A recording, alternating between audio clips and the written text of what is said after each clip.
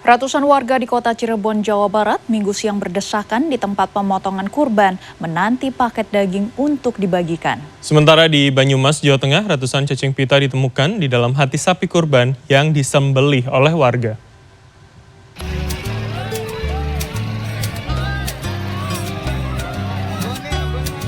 Ratusan warga yang mendatangi tempat pemotongan kurban di Masjid Miftahul Jannah Cirebon, Jawa Barat Minggu sore berdesak-desakan agar bisa mendapatkan paket daging kurban. Panitia kurban sempat kewalahan saat menangani banyaknya warga yang berdatangan. Dalam Idul Adha tahun ini, panitia kurban Masjid Nurul Jannah menyembelih 15 ekor sapi dan 15 ekor kambing.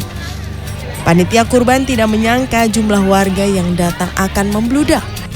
Panitia menyediakan 260 paket untuk warga di sekitar masjid setempat, sementara sisanya sekitar 130 paket dibagikan ke warga dari luar yang datang ke masjid.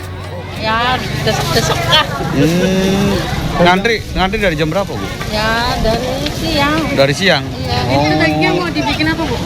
Ya, mau di Sate? empal.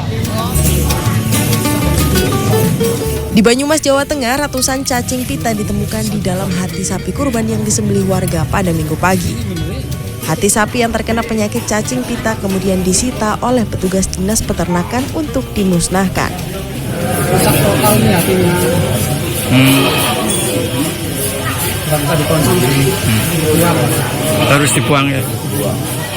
Karena apa? Untuk kesehatan mengganggu apa gimana? Sangat mengganggu dan berbahaya. Itu ini. Hati sapi yang sudah terinfeksi oleh cacing pita jika tetap dikonsumsi akan membahayakan kesehatan. Tim Liputan, CNN Indonesia. Pada momen Hari Raya Idul Adha menjadi berkah tersendiri bagi jasa penggilingan daging. Seperti yang terjadi di kawasan Banyudono, Boyolali, Jawa Tengah, dalam 2 hari terakhir omset jasa penggilingan meningkat hingga 100%.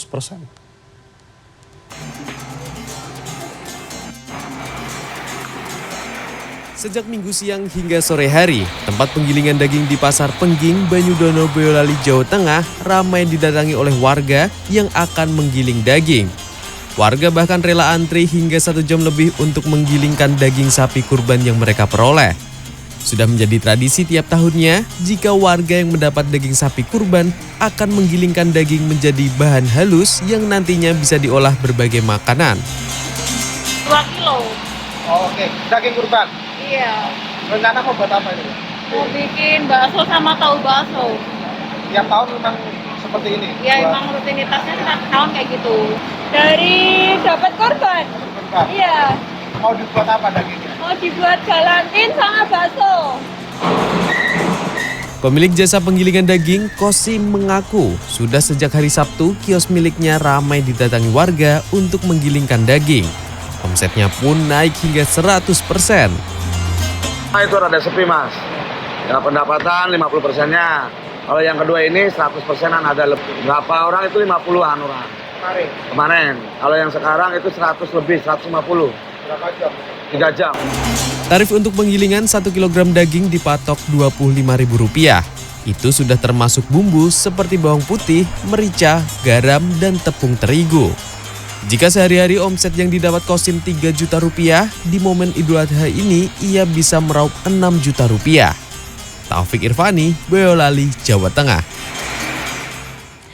Sebagai negara plural, kerukunan antar umat beragama menjadi hal penting yang harus dijunjung setiap warganya. Dan pada perayaan Idul Adha di tahun ini, di sejumlah tempat tampak adanya toleransi antar umat beragama dengan mendukung pelaksanaan sholat Idul Adha. Umat Muslim di Denpasar, Bali melaksanakan sholat Idul Adha pada Minggu pagi. Yang menghangatkan hati adalah sholat Idul Adha yang dilaksanakan di Desa Dau, Purikaja, Denpasar ini dijaga oleh sejumlah pecalang. Selain itu, pecalang membantu mengatur lalu lintas bersama petugas kepolisian selama sholat berlangsung. Warga berterima kasih kepada para pecalang yang rela terlibat dalam kegiatan ini. Warga Muslim pun menyebut toleransi seperti ini sudah lama terjalin. Sejak dahulu, pecalang selalu melibatkan diri dalam setiap pelaksanaan sholat Idul Fitri maupun Idul Adha.